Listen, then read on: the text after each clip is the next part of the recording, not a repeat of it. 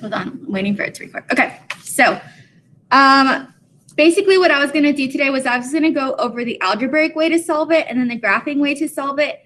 But in general, the graphing way to solve it is gonna be the easiest way to do it. So I'm just gonna review how to graph these things and interpret those graphs. So let's go ahead and jump in. So here is one type of systems of equations that we can encounter. Both of them are going to be in standard slope form, y equals mx plus b. So when we have two equations that look like this, you can either set those equations equal to each other, which is going to be the algebraic way to solve it, or what you can actually just do is you can go ahead and graph them. So I went ahead and graphed them here, and then you're going to find that point of intersection. I can go ahead and show you again how to graph. You're just doing y equals 3x minus 5, y equals 1/2 x plus 1, x plus 1, and then you're finding that point of intersection. So that will represent your x and your y that you're looking for, and just like that, you easily solved it. So you're just looking for that point of intersection here.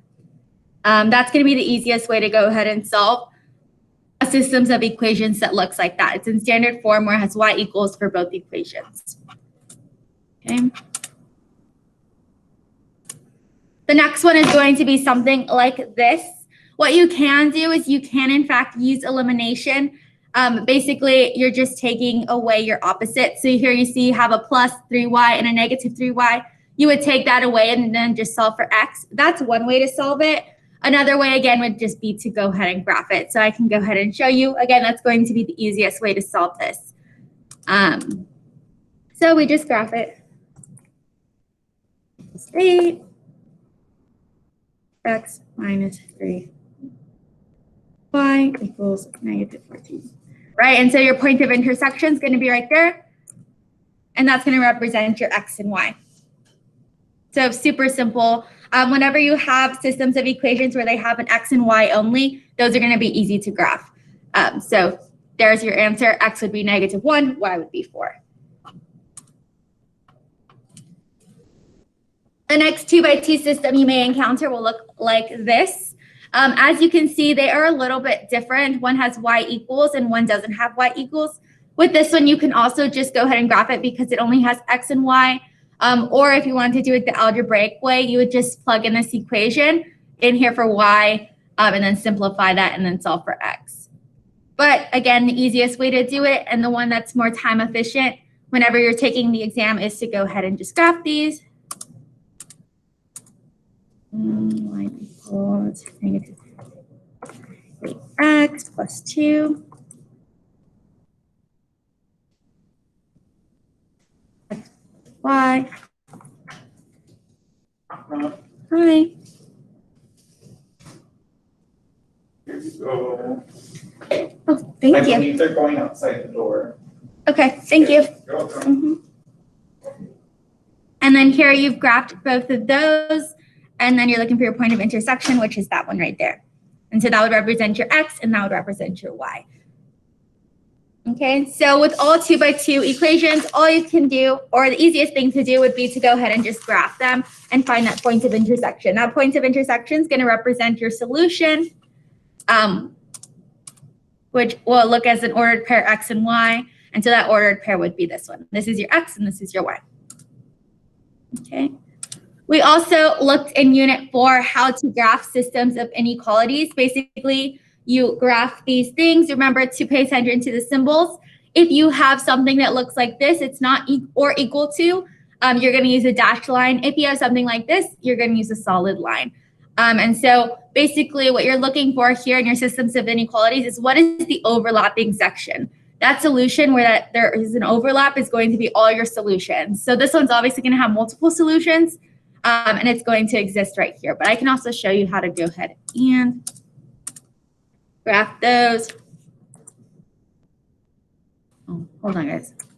I just realized.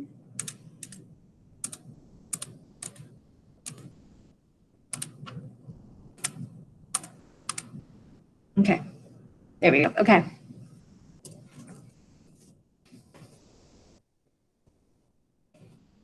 So there's one. As you can see, it does include that dashed line because you do have not or equal to.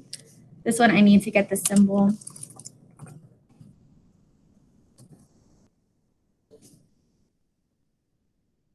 If you are doing Desmos off your phone, it will just have a button you can click. If not, I will post these different symbols for you to copy and paste in.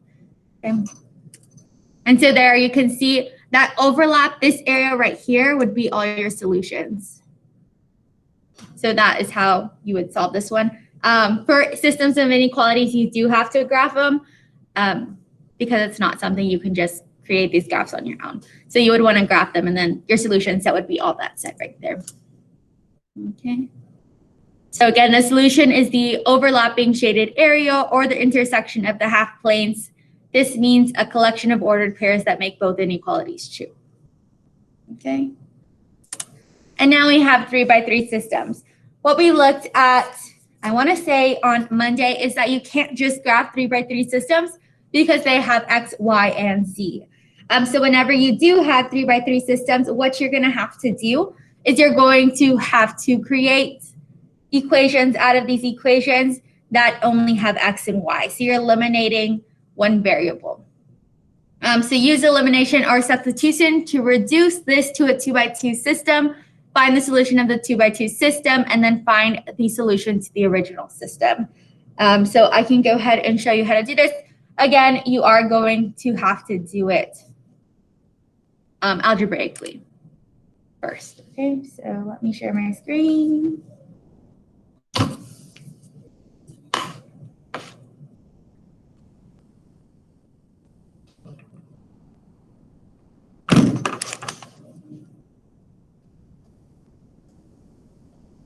Okay.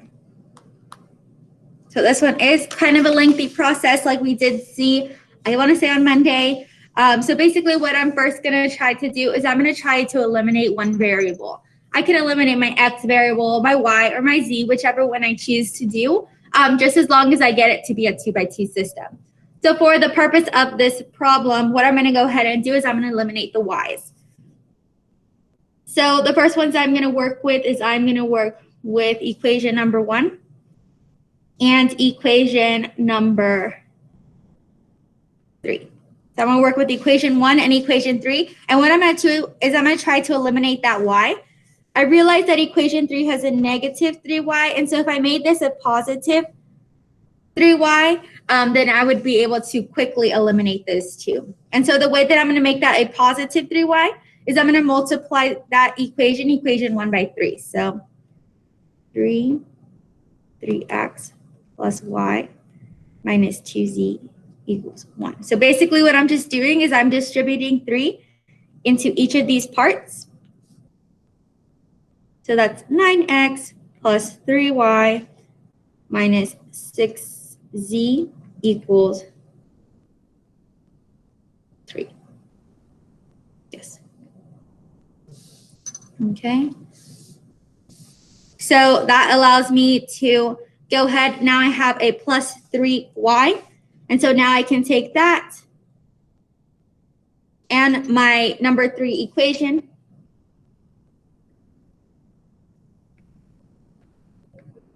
and add them together, and that will allow me to eliminate. So obviously now these two eliminate, they cross each other out. So now they no longer have a y variable, and now I can just go ahead and add downwards. So give me 1 second. Pulling out my calculator. So I have 9 plus negative 2 is 7x. Negative 6 plus positive 1, negative 5 equals, and then 3 plus negative 6, which is negative 3. And so that would make my equation number 4. So that gives me a 2x2 system. Oh, hold on. I did mess something up. I have to include that z, obviously.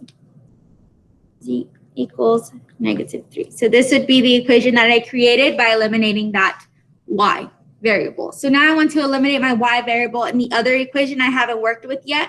I've worked with 1 and I've worked with 3, so I want to work with 2. What I notice here is that number 2 has positive 4y, and so I need to create a negative 4y in one of my equations to eliminate that y. And so I can just go ahead and use, I'm going to go ahead and use equation 1 again because that one's easy to work with.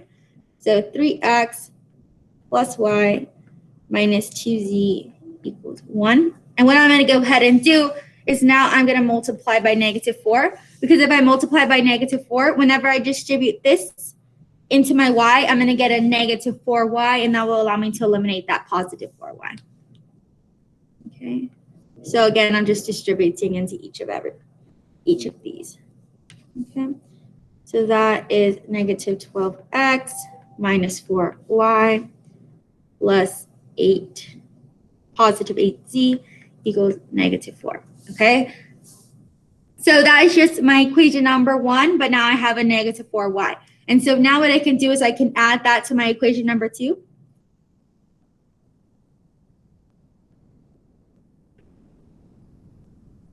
Okay, and I'm adding those together. Obviously, now these cancel out. A -4y plus a positive 4y just cancels out. And now I can just go ahead and put down or add my things directly down. So -12y plus 1 is -11x. 8z plus 3z, going to be 11z. -4 plus 5 is going to be 1. Okay, and so now I have 2 equations, number 4 and number 5, which are in a 2x2 system. So now I can just go ahead and graph these. Okay, so I'm just going to go ahead and directly graph those. Again, whenever you're graphing, I'll answer it later. Whenever we're graphing, you don't want to put in z, you want to put in y. So we are going to plug in y whenever we graph these, but just keep in mind that it is going to be your z variable, okay? So I'm just plugging them in like this. So 7x minus 5y equals -3. Again, I'm plugging in y because if you plug in z, it won't allow you to do it, see? So you just want to plug in y. It's going to give you the same thing, or it's going to give you the solution you need. So that's the easiest way to do it. Okay, we're looking for that intersection point, which is going to be right here. And so there you go. You have your x and you have your y. I mean, you have your x and you have your z. Okay, that's going to be your z because it was your z in your original equations. See right there, it was originally your z, so that's going to be your z. So you have your x and you have your z, and so now all you need is to look for your y. So basically, you're going to plug this x in and this z into any one of these equations, whether it be this one, or this one, and then it will allow you to actually find your value for y. Okay, so let me go ahead and rewrite that, and then we will find c. So I know that my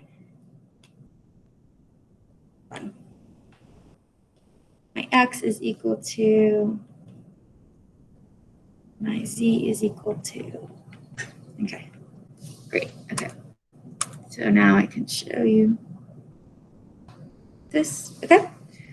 So now I'm gonna go ahead and what I'm looking for is my y. So I've been giving my x, I've been giving my z, I'm looking for my y. So I'm just plugging in this x and the z to any one of these equations. I'll just go ahead and use this one. So x plus 4y plus 3. My z was -1/8.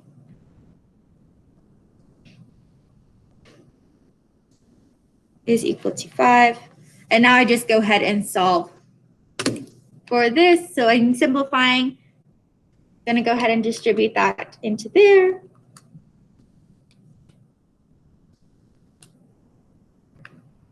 -1.818. That gives me -5.454 plus 4y plus -1. Right? And so I'm going to go ahead and combine my like terms. These are both whole numbers, so I'm going to combine those two on one side. Give me a second while I calculate this. Okay, so now I have negative 7.181 plus 4y equals 5. I want to move this value over to this side, so I'm going to add. No. So I'm adding it over to this side. That allows me to cancel it out on this side. So 5 plus negative 7.181. So 4y equals negative 2.181. Divide by 4 on both sides. So divide that by 4. And then that's going to tell me y is equal to, and then you should have got negative 0.54525. Good morning, Sandy High School. This is Mr. Ramirez, your principal speaking. Welcome back to those of you that chose to come in today for face-to-face instruction. We're very happy to see you all. We're glad to see you guys this morning over here near the cafeteria and the courtyard areas. Again, just a reminder, while you're here at Seminole High School, we're going to try and keep our masks on at all times, whether you're in the classroom, whether you're in the hallways, wherever you're walking around, make sure you keep your mask on. And while you're in the cafeteria or any areas out there in the courtyards, we're still maintaining 6 feet of distance between each other. So just be careful where you sit and be mindful of any signage that indicates 6 feet of distance. Teachers, at this time, I would like to first and foremost say Happy Teacher Appreciation Week. So we cannot put a value on you guys. You guys are what makes the school move, and we really, really appreciate all the work that you do. At this time, though, teachers, I would like you guys to please help us in collecting some data of the students that are here and present. You guys can please go into your attendance for this period right now at this time and indicate any students that are present. That would be P, okay, not RAP or RAA. You can please indicate presence. P for the students that are here right now. We're going to try our best to collect some data of students that are in class face-to-face at this time. So you can please go in there and mark those students P's instead of RAPs or RAAs. I greatly appreciate that. I hope that everybody has a wonderful day. And if you guys need anything, please give us a call here at the front office. Thank you so much. Okay. So that gives me my X, that gives me my Z and my Y. So basically this X, Z, and Y is going to make this equation true, this equation true, and this equation true. So it's basically your intersection point of all 3 of those equations. So what you want to do is you want to reduce it to a 2x2 system. Then you can go ahead and graph that, find your solution point, and then come back and find that missing variable that you originally took out. So that is 3x3 systems, okay? Questions about 3x3 systems? I know that one's the most difficult. No, ma'am. No? Okay. All right. Hold on one second. Okay. So other things that we were able to go ahead and do in Unit 4 was that we were able to actually go ahead and create equations to represent different types of problems and then solve those problems using those different types of equations. And so we looked at that on Friday. Basically, your first step is to define your variables, find a equation or a system that models those variables, and then solve for those variables. So here's an example of that. This one says Derek is taking 4 large water jugs and 1 small water jug on his camping trip. 5 large water jugs and 2 small water jugs carry 27 gallons. So that's going to be our first equation. And 3 large water jugs and 2 small water jugs carry 17 gallons. Okay. How much water is Derek bringing on his trip? Okay. And so what we're able to do here is the first thing we want to do is label our variables. What's going to be our X or what's going to be our Y, or we can use other variables to represent these. For this problem, I'm going to use L and S. L will represent the number of gallons, in a large jug. And S is going to represent the number of gallons in a small jug, right? L would represent large, S would represent small. So first thing we want to do, we'll read the problem, then write down our variables. The next thing we're going to do is we're actually going to create equations to solve for this.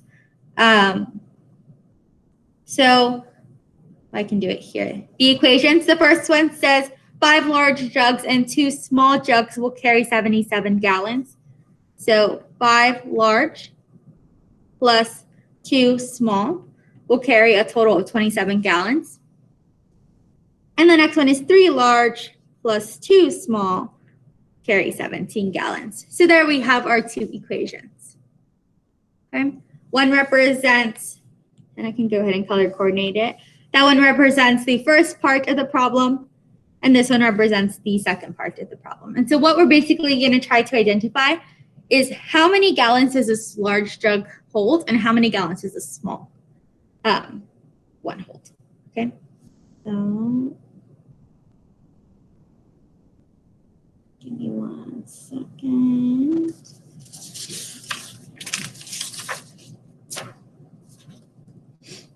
Okay, so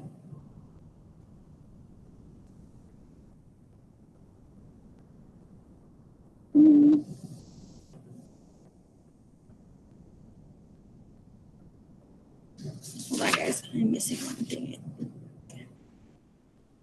Okay, so now it says, I'm missing this part. So it says use elimination to eliminate one of the variables. When I eliminate one of the variables, I'm able to solve for one of the variables. So the way I'm going to eliminate one of the variables, so I'm going to put both of those equations together.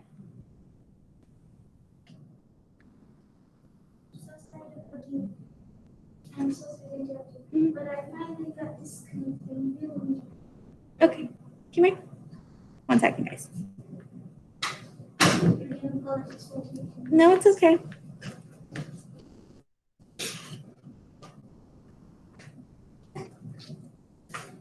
Can you tell me it just in case? Because now I'm reconnected over here. I don't know. It keeps disconnecting and reconnecting me. What is disconnecting, like the internet? Yeah, because I was over there and it disconnected, and now I'm over here. It's reconnected. Oh, it may just be lagging, but I'm not sure. Okay. Yeah. Thank you, though. Very much. I'm so sorry. No, it's okay. So now we have these 2 equations. I'll go ahead and color coordinate them again so you remember where we got them. And now I'm just going to go ahead and eliminate a variable. So by doing this, when I subtract these 2 equations from each other, I'm able to eliminate my S variable. The reason I'm able to do that is because basically I'm taking a positive 2 minus a positive 2.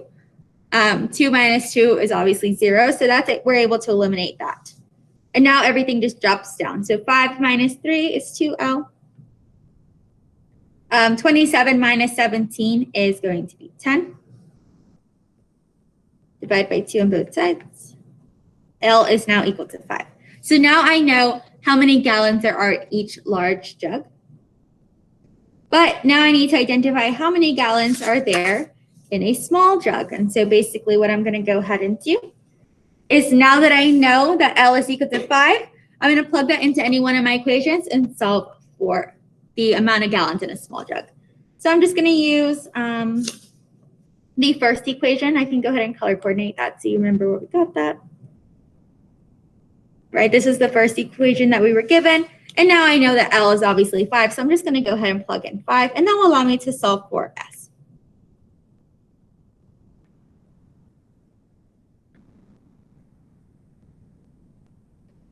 I'm going to go ahead and subtract 25 from both sides. 2S is equal to 2. Divide by 2 on both sides. S is equal to 1. Now that I know that S is equal to 1, what that's basically telling me is that in every large jug, I have 5 gallons of water. And in every small jug, I have 1 gallon of water. Okay. And so now when I'm trying to identify how much water is Derek bringing on his trip, if he is taking 4 large waters and 1 small water. So now I can create an equation for that. 4 large plus 1 small. Remember that L was equal to 5. and small is equal to 1. And then I'm just solving. So 4 times 5 is 20. 1 times 1 is 1. And so that's equal to 21. So he's bringing a total of 21 gallons of water. Okay, so that is how we would go ahead and solve that question.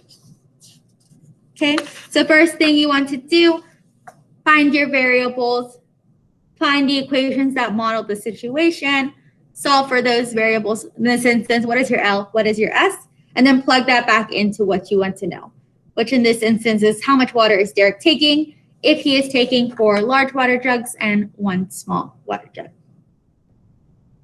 Okay.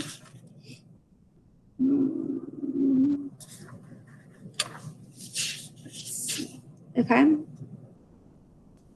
So that's pretty simple. The next type of equations that we have are where we need to have inequalities. So basically, they're not going to give us exact amounts. We're going to have inequalities. Basically, we're just solving the same steps, but whenever we get to creating equations, we are going to have inequalities. So we're going to have symbols like greater than, less than, greater than or equal to, or greater than or less than. So here's this question. Ben has a $40 gift card for an online audio store. He plans to buy some songs for $1 each and some audiobooks for $4 each. Ben knows he wants at least 3 times as many songs as books. His mother reminds him that he doesn't have to spend the entire gift card amount at once. And so basically what we're going to go ahead and identify is we're going to identify equations which represent how much he's going to spend on these things, and an equation which represents how many songs is he going to get over books. So the first one tells us that he has a $40 gift card, and he plans to buy some songs for $1 each. So the songs are $1 each, and the audiobooks are $4 each. Okay. In this instance, I'm going to make X represent my number of songs, and Y is going to represent my number of books. Okay.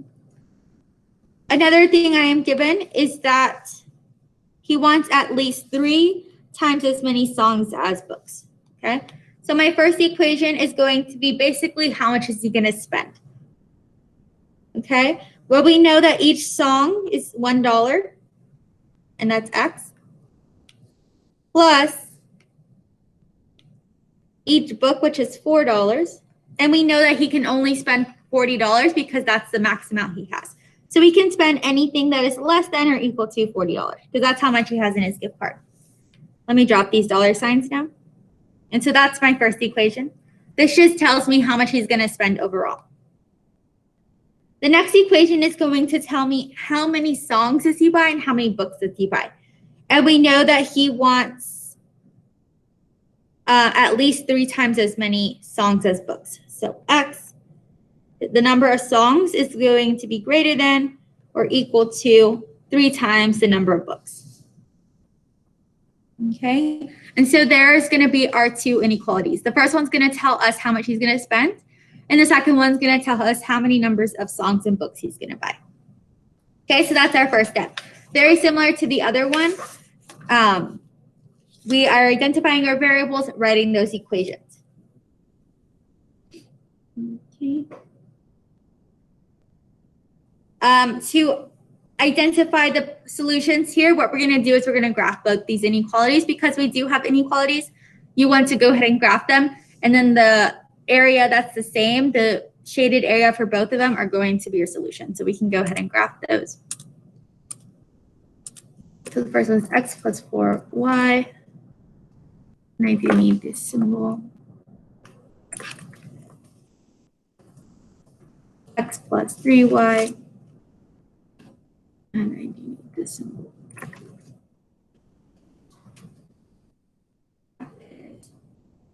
Oh no.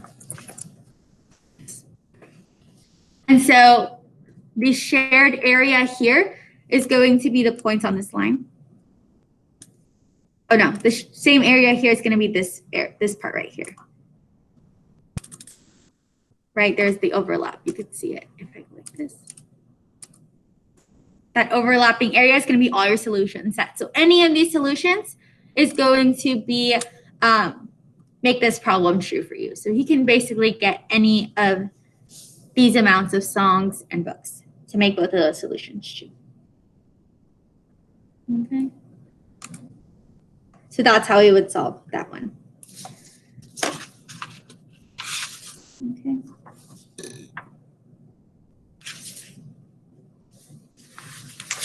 Okay.